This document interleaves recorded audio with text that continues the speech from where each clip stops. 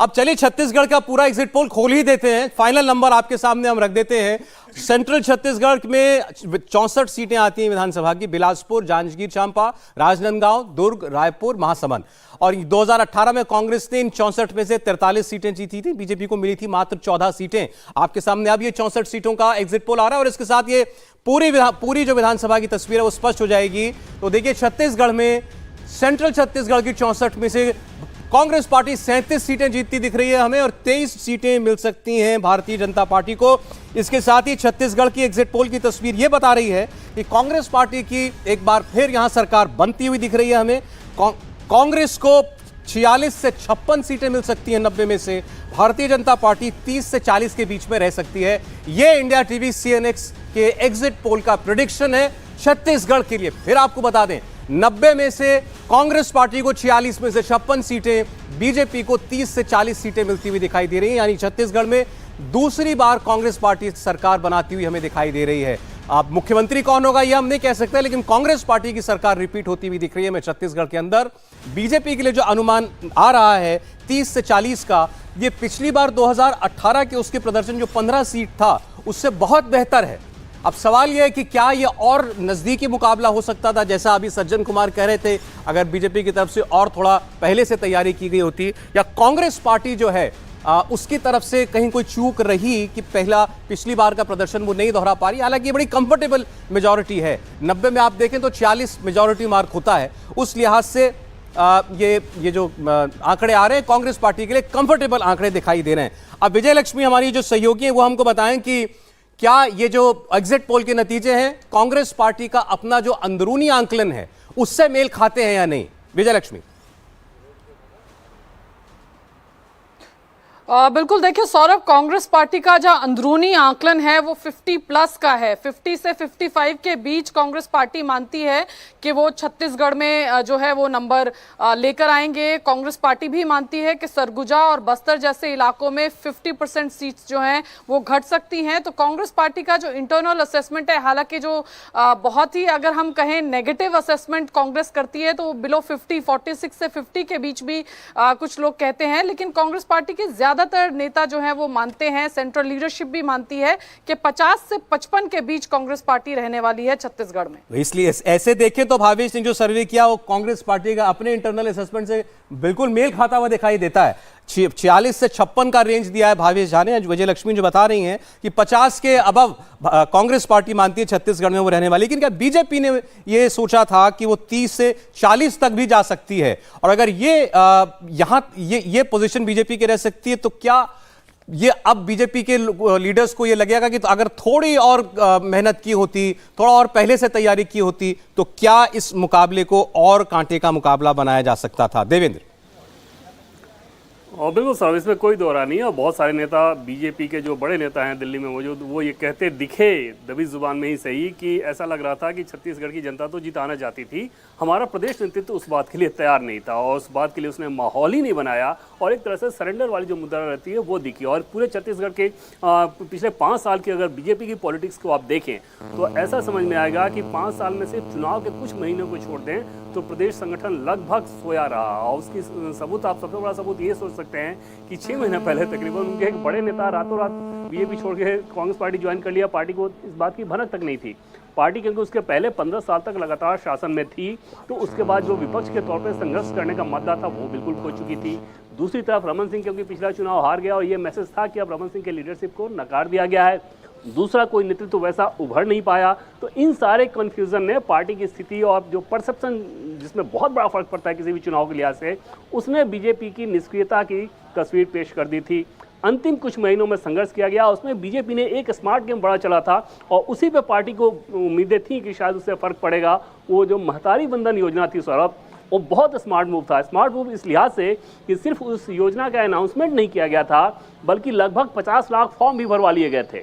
अब किसी महिला से अगर आप फॉर्म भरवाएंगे छत्तीसगढ़ जैसे इलाके में, ये बताते हुए कि तुमको हर महीने 1000 रुपये मिलेगा, भले पार्टी उस काम को कर रही है, ये काम सरकार का है। अगर सरकार, पार्टी की सरकार बनती तब ये सरकार ये काम कर सकती थी, लेकिन पहले बीजेपी ने ये काम कराया, वो एक स्मार्ट मूव था। उसके चलते सीटों में जरूर इजाफा होगा, लेकिन आपने इतनी निष्क्रियता अगर पहले से बरत रखी है और आखिरी समय में ये कोशिश कर रहे हैं, तो समझा जा सकता है कि पार्टी का अपना जो फीडबैक है 35-36 सीटों का, वैसे ही नतीजे भी आ सकते हैं। अब जो स्कोर कार्ड है वो हम देख लें तो पहला राज्य जो है एग्जिट पोल में वो कांग्रेस पार्टी के पास जाता हुआ हमें दिखाई दे रहा है। तो बीजेपी का स्कोर 0, कांग्रेस पार्टी का स्कोर 1। तो अब ये जो दावे हैं 5-0 के लगातार कांग्रेस पार्टी कर रही है, बीजेपी भी कह रही है कि हम हम इन 5 में से अधिकांश राज्यों में सरकार बनाएंगे। तो ये फिलहाल स्कोर कार्ड 0-1 है कांग्रेस पार्टी के पक्ष में। चरण सिंह सापरा साहब, अच्छी शुरुआत आपकी। छत्तीसगढ़ में 50 सीटों के ऊपर आपका आंकड़ा जा सकता है, मुझे उम्मीद है। अब आप इस एग्जिट पोल को कहेंगे कि ये हकीकत के करीब है?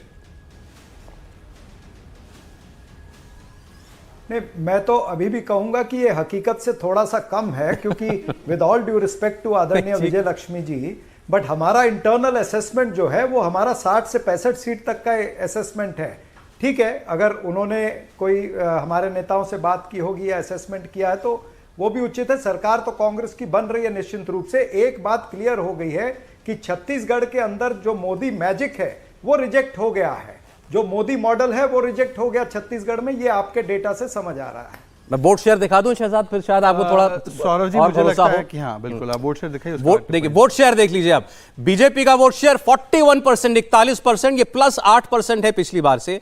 कांग्रेस पार्टी का वोट शेयर है 43%, ये बिल्कुल पिछली बार के जैसा ही है। पिछली बार में 43% वोट पड़ा था। 2% वोट का फर्क है कांग्रेस और भारतीय जनता पार्टी में। देखिए सौरभ जी, जो मेरी सूचना और फीडबैक है उसमें ये है कि भारतीय जनता पार्टी ने जो 15 में हम लोग थे, बहुत बुरी स्थिति थी हमारी, पर जिस प्रकार से हमने प्रयास किया है और कांग्रेस पार्टी का कम से कम 3-3.5% वोट शेयर घटा है। कहीं और चैनल्स के भी चल रहे हैं, मैं उसको नहीं लाना चाहता हूं, परंतु मेरे हिसाब से ये 44-45 प्लस दोनों जगह पे है और ये बहुत कांटे की टक्कर है। और कम से कम एक बात आप मानेंगे, देखिए उनकी तो सरकार यहाँ पर थी तो मैं उसको डिस्प्यूट नहीं करूंगा, आप उनका वैसे ही स्कोर कार्ड में 1-0 था। पर मैं आपसे कहूंगा कि क्या किसी ने भी यहाँ पर कोई बैठे हुए विश्लेषक ने ये सोचा था कि इतने कांटे की टक्कर हो? छत्तीसगढ़ के विषय में सभी लोगों ने बीजेपी को वाइप आउट करके रखा हुआ था, कह रहे थे कि इनकी 20-25 सीटें आ जाए। मैं आपकी बात नहीं, मैं ओवरऑल जनरल सेंटिमेंट की बात कर रहा हूं।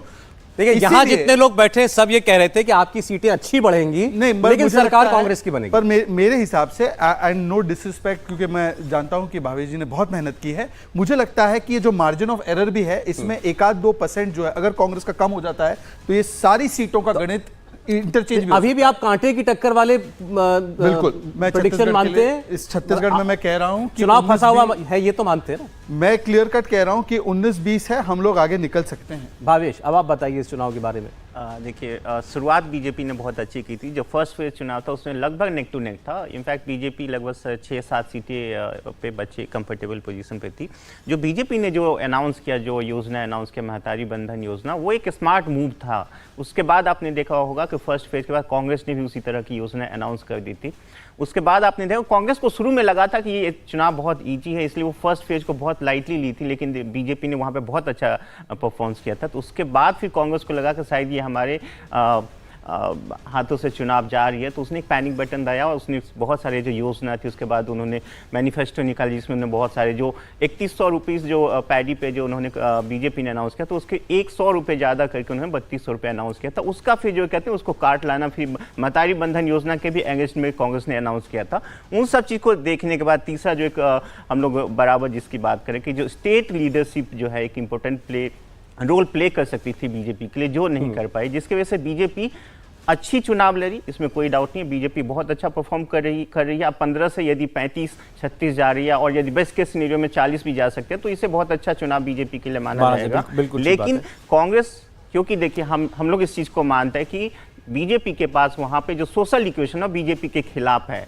कांग्रेस के पक्ष में है, क्योंकि ओबीसी लीडर है भूपेश बघेल। बीजेपी को एक अच्छा लीडरशिप क्रिएट नहीं कर पाए, जिसके वजह से बीजेपी पीछे रह गई। देखिए, बहुत माहौल बना भूपेश बघेल के खिलाफ, लेकिन ये भूपेश बघेल के लिए थम्स अप है एग्जिट पोल में कम से कम। तो मैं कहूंगा कि सापरा साहब पहले आप थम्स अप करिए। मैंने कहा था ना अभी जब नतीजे एग्जिट पोल वाले